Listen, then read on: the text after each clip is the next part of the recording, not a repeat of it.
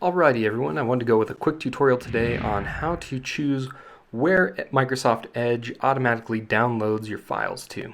By default, it will typically go to your user profile downloads folder. So what I'm going to do is I'm going to change it to my desktop. So we're going to hit the triple dot icon over here on the right. We're going to go to settings. And then from the settings, we're going to scroll down to downloads. And as you can see here, it says choose where to save. So I'm going to go ahead and I'm going to click change. And then I'm going to choose to save this on my desktop. That way it's easy for me to find every time.